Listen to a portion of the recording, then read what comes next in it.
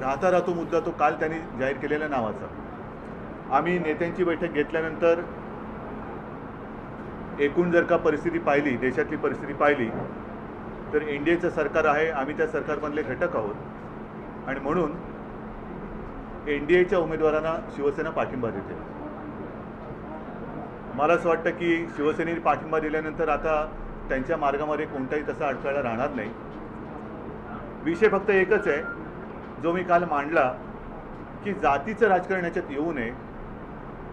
एकूणच राष्ट्रपती हे देशाचे राष्ट्रपती असतात आणि देशाचं भलं त्यांच्याकडनं व्हावं ही संपूर्ण देशाची एक अपेक्षा, तशीच आमचीसुद्धा अपेक्षा आहे आणि त्याच एका अपेक्षेने आम्ही रामनाथजींना पूर्ण पाठिंबा देत आहोत, शुभेच्छा देत आहोत आणि त्यांच्या कार्यकाळामध्ये देशात चांगले दिवस येतील अशी अपेक्षा व्यक्त करतो.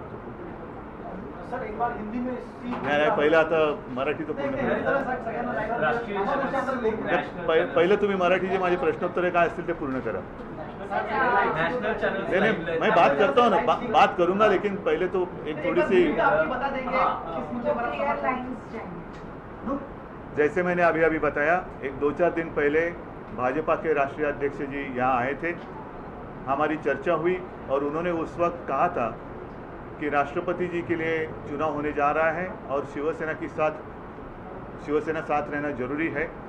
तो उस वक्त मैंने कहा था कि जो भी नाम आप तय करोगे हमें बता दीजिए, हम हमारे शीर्ष नेताओं की बैठक ले लेंगे और उसमें विचार विमर्श कर हम हमारा फैसला जो भी कुछ है हम करेंगे.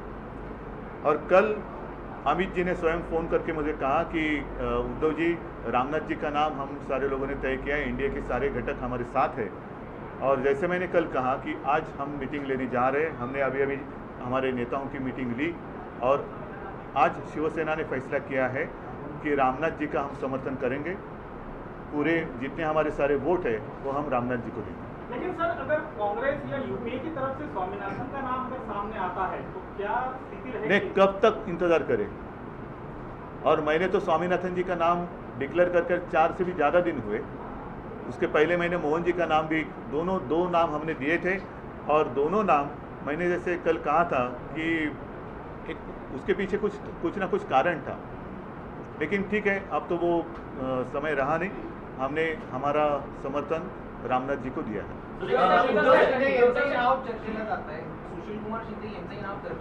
नाही, नुसती चर्चा करेपर्यंत मला वाटतं निवडणूक होऊन जाईल.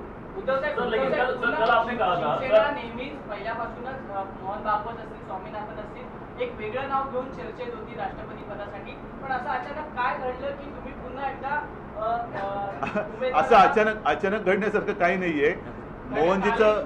मोहनजींचं नाव मी सुचवलं होतं. मोहनजी आमची पहिली पसंती आज सुद्धा आहे आणि मी काही लपवलेलं नाही. आणि त्याचं कारण अत्यंत स्पष्ट आहे की हिंदू राष्ट्रासाठी आम्हाला मोहनजी भागवत हेच राष्ट्रपती हवे होते. त्यांच्यानंतर आम्ही स्वामीनाथन यांचं नाव सुचवलं. परंतु अमित शहांबरोबर जी काही चर्चा झाली त्यावेळेला हा विषय झाला. त्यांनी सांगितलं की त्या नावाचाही आम्ही विचार केला, परंतु त्यांची एकूण वयोमान आणि तब्येत ही बघितल्यानंतर ते काही शक्य होईल असं वाटत नाही. आणि म्हणून त्यांनी जे काय आता तिसरं नाव एक दिलेलं आहे. एकूण व्यक्तीबद्दल आम्ही माहिती घेतल्यानंतर व्यक्ती साधी सरळ आहे, साध्या कुटुंबातनं वर आलेली आहे. ठीक आहे, चांगला कारभार करणार असेल तर आमचा पाठिंबा आहे.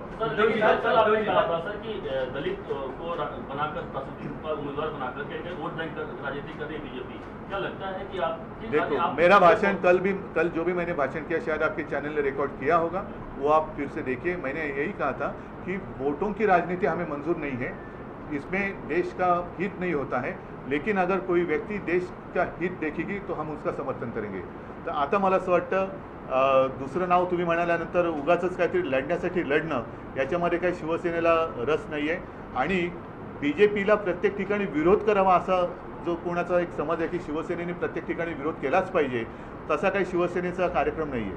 जिथे जिथे जे पटतं ते पट्ट म्हणून आम्ही सांगतो आणि जे पटत नाही ते अत्यंत स्पष्टपणाने आणि ठामपणाने पटत नाही म्हणून बोलतो आणि ते आम्ही बोलणार. लेकिन लगता है कि बीजेपी इसमें कोई वोट बैंक राजनीति नहीं कर रही है. रामनाथ कोविंद को खड़ा करके वोट बैंक राजनीति बीजेपी नहीं किया, आपको लग रहा है ऐसा?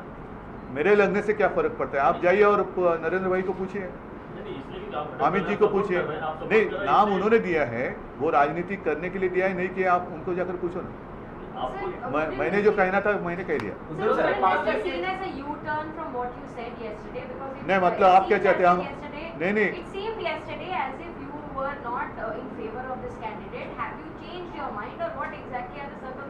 जैसे जो भी मैंने कहा, आपको क्या, आप क्या चाहती हैं? हम हमेशा लड़ते रहे और आप न्यूज़ बनाते रहिए।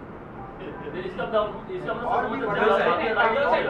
कोई बड़ा दलित नेता ले सकते थे, ऐसे विपक्ष कह रहे हैं। आता मला वाटतं त्या चर्चेमध्ये जाण्यात काही अर्थ नाही आहे, चर्चा चर्वण करण्यात काही अर्थ नाही आहे। नाव जाहीर झालेलं आहे, विरोधी पक्षांची पण किती एकजूट मजबूत आहे तुम्ही बघितलेली आहात आणि उगाच एखाद्या गोष्टीवरनं आता काथ्याकूट करण्याची वेळ गेलेली आहे। मला असं वाटतं की 2 नावं आम्ही सुचवली होती, त्याच्याबद्दल त्यांनी स्वामीनाथनजींच्या नावाबद्दल चर्चा केली पण होती, माझ्याशी पण केली आणि जे कारण त्यांनी सांगितलं त्याच्यानंतर आज जे त्यांनी नाव दिलेलं आहे, ठीक आहे, व्यक्ती चांगली आहे आणि मला असं वाटतं देशासाठी ते चांगलं काम करतो।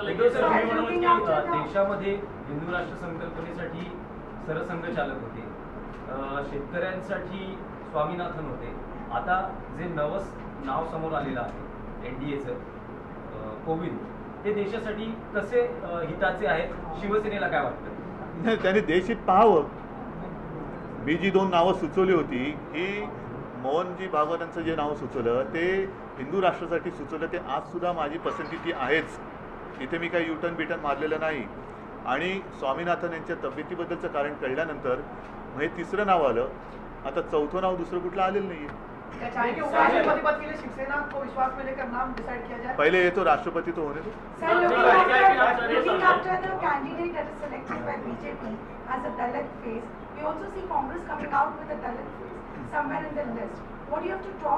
ये तो राजनीति हो गई, दलित के लिए दलित, इसके लिए वो, उसमें मुझे कोई नहीं दिलचस्पी नहीं है। सर इस तरह हम ये समझे कि आने वाले दिनों में बीजेपी शिवसेना के बीच में जो खटास चली है 2.5 साल से, खासतौर महाराष्ट्र की बात करें या सेंट्रल की बात करें, कम हो गई है? अब आप अच्छे दोस्तों का यहाँ आप किससे खुश रहेंगे?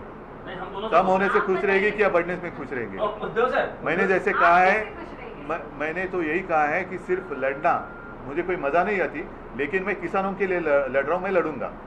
जो भी बात मुझे पसंद नहीं आती मैं बोलता हूँ बोलते रहूँगा। उद्धव साहेब, हा जो तुम्ही निर्णय घेतला आहे, तुम्ही पूर्ण समाधानी आहात का? NDAच्या उमेदवाराला पाठिंबा देताना नाही, आम्ही सगळ्या नेत्यांनी बैठक घेऊन हा निर्णय घेतलेला आहे। एक मिनिट, मला प्रत्येक विषयावरती त्यांच्याशी आदळआपट करण्याची माझी काही हौस नाही आहे। जसा GSTचा विषय होता, GSTवरती आम्ही आमच्या ज्या काही सूचना होत्या त्या मांडल्या, त्या त्यांनी स्वीकारल्या आणि म्हणूनच मुंबईसह इतर महानगरांच्या 27 महापालिकांच्या उत्पन्नाचं जे काही रक्षण झालेलं आहे ते शिवसेनेच्या सूचनांमुळे झालेलं आहे। आता सुद्धा शेतकऱ्यांच्या बाबतीत ज्या काही शिवसेनेच्या सूचना आहेत त्या आम्ही मांडतो आहोत आणि सरकार त्या स्वीकारणार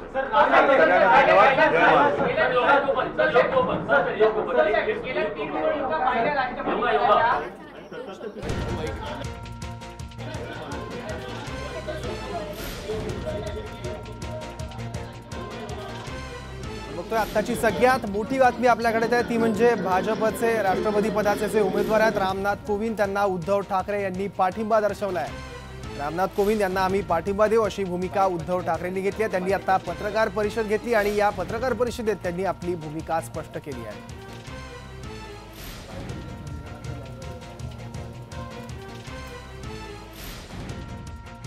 घेतल्यानंतर एकूण जर का परिस्थिती पाहिली, देशातली परिस्थिती पाहिली तर NDAचं सरकार आहे, आम्ही त्या सरकारमधले घटक आहोत आणि म्हणून NDAच्या उमेदवारांना शिवसेना पाठिंबा देते। मला असं वाटतं की शिवसेनेने पाठिंबा दिल्यानंतर आता त्यांच्या मार्गामध्ये कोणताही तसा अडथळा राहणार नाही। त्यांची बैठक घेतल्यानंतर पण बघितलं आत्ताची सगळ्यात मोठी बातमी, रामनाथ कोविंद यांना शिवसेनेने पाठिंबा दिलाय, त्यामुळे शिवसेनेचे सर्व नेते आता रामनाथ कोविंद यांच्यासाठी मतदान करणार आहे। त्यामुळे भाजप पुढचा सगळ्यात मोठा प्रश्न हा सुटलाय आणि याचबद्दल बोलण्यासाठी आता जय महाराष्ट्राचे संपादक तुळशीदास बोलटे सर आता आपल्यासोबत आहे। सर, काल शिवसेनेकडून जी गर्जना झाली होती त्यानंतर रामनाथ कोविंद यांना शिवसेना विरोध करेल अशी शक्यता होती, पण काय नेमकं असं घडलंय एका दिवसात की शिवसेनेने पूर्णतः U-टर्न घेत कोविंद यांना पाठिंबा दिलाय? एक लक्षात घेतलं पाहिजे, शेवटी राजकारण हे स्वतःचा फायदा घेऊनच केलं जातं, त्याचा मूळ तशाच असतात. आणि महत्त्वाचं असं होतं की रामनाथ कोविंद यांची उमेदवारी जाहीर करून पंतप्रधान नरेंद्र मोदी असो किंवा भारतीय जनता पक्ष यांनी पहिला डाव तर आपसुकच जिंकला होता. कारण मुळात मुद्दा असा आहे की रामनाथ कोविंद यांना विरोध करायचा तर कोणत्या मुद्द्यावरून, आणि मग केवळ विरोधासाठी विरोध करायचा का, हा त्यांच्या पुढचा मोठा प्रश्न होता. उद्धव ठाकरे यांनी सुद्धा आज बोलताना म्हणजे रामनाथ कोविंद यांना पाठिंबा जाहीर करताना नेमकं हेच म्हटलं. त्यांनी म्हटलं केवळ विरोधासाठी लढायचं म्हणून लढायचं असं कशाला. आणि सर्वात महत्त्वाचा मुद्दा जो तुमच्या प्रश्नातले खोज जी आहे तो स्पष्ट करणारा असा की एक लक्षात घेतलं पाहिजे, रामनाथ कोविंद यांची उमेदवारी जाहीर झाल्यानंतर नितीश कुमार जनता दल युनायटेडचे त्यांच्याकडून स्वागत झालेलं आहे. त्याचबरोबर बिजू जनता दल ओरिसातलं, खरं तर ओडिशामधल्या बिजू जनता दलाविरोधात भाजपशी संघर्ष सुरू आहे, मात्र कोविंद यांचं नाव आल्यानंतर त्यांनी सुद्धा पाठिंबा व्यक्त केलेला आहे. TRS तेलंगणा समितीनं सुद्धा दिलेला आहे. YSR काँग्रेस जी आहे आंध्रातली त्यांनी पाठिंबा दिलेला. जे NDAचे घटक पक्ष नाही त्यांनी स्वतःहून जेव्हा पाठिंबा दिला, अगदी उद्यापर्यंत परवापर्यंत आपल्याला AIADMK कडून सुद्धा तसे जर पाठिंब्याची घोषणा झाली तर आश्चर्य वाटायला नको. त्यामुळे स्वाभाविकरित्या एक लक्षात घ्या, याआधी NDAच्या विरोधातल्या उमेदवाराला UPAच्या उमेदवाराला शिवसेनेनं तेव्हाच पाठिंबा दिलाय जेव्हा त्यांना माहीत होतं की ते उमेदवार जिंकणार आहे. कुठंतरी ते समीकरण सुद्धा असणारच. आताची परिस्थिती अशी आहे की NDAचा जो उमेदवार आहे भाजपनं जाहीर केलेला रामनाथ कोविंद हे सरळ जिंकताना दिसतात आहे. अशा वेळी केवळ स्वतःच्या 25,000 मतांखातर शिवसेनेचे आमदार किंवा खासदार हे उगाचच रामनाथ कोविंद यांना विरोध करून फार काही राजकीयदृष्ट्या साध्य करू शकतील असं वाटत नाही. तसंच आणखी एक महत्त्वाचं, मगाशी म्हटलं तसं की नरेंद्र मोदी आणि भाजपनी जी खेळी केलेली आहे की एक दलित आणि चांगला चेहरा उच्च विद्या विभूषित असा, म्हणजे कोणत्याही बाबतीत क्वालिफिकेशनच्या बाबतीत कोणी बोट दाखवू शकत नाही असा चेहरा दिल्यामुळे, परत निष्कलंक असा, राजकीयदृष्ट्या वादग्रस्त नसलेला, त्यामुळे स्वाभाविकरित्या शिवसेनेकडे सुद्धा हाच प्रश्न होता की विरोध केला तर शिवसेनेला मानणारा दलित समाजातील जो काही घटक असेल त्याच्यात सुद्धा एक नकारात्मक मेसेज गेला असता, तो सुद्धा शिवसेनेने टाळलेला दिसतोय. अगदी खरं आहे. म्हणजे शिवसेना ही अमित शहांच्या डावपेचांना बळी पडली असं म्हणता येईल का आपल्याला? जेव्हा आपण शिवसेनेच्या काय भूमिकेकडे बघतो, शिवसेनेची जी कोंडी झाली आहे दलित उमेदवार दिल्यामुळे त्याकडे बघतो. शिवसेनेचेच नाही, खरं तर ही भाजपला विरोध करणाऱ्या इतरही अनेक पक्षांची एक प्रकारची गोची झाली असं म्हटलं तर वावगं ठरू नये. कारण विरोध करायचा तर कोणत्या मुद्द्यावर, हा त्यांचा पुढचा मोठा प्रश्न होता. आणि व्यावहारिक चातुर्य प्रत्येक राजकीय पक्ष दाखवत असतो, तसंच शिवसेनेनं आता दाखवलेलं आहे. आणि उगाच हारणाऱ्या घोड्यावर पैसे लावण्यापेक्षा जो जिंकणारा घोडा आहे त्यालाच आपलं मांडलेलं दिसतंय. थोडक्यात सांगायचं तर भाजपच्या सत्तेत सध्या तरी शिवसेनेला राम दिसलेला आहे. अगदी खरं आहे. तुम्ही खूप महत्त्वाचा मुद्दा उपस्थित केला आहे. भाजपच्या सत्तेत शिवसेनेला सध्या तरी राम दिसतोय आणि त्यामुळेच त्यांनी रामनाथ कोविंद यांच्या उमेदवारीला पाठिंबा दिलाय. पण यानंतर तरी आता शिवसेना आणि भाजप या दोन पक्षांमधला तणाव निवळतो का हे त्या काळात बघावं लागेल.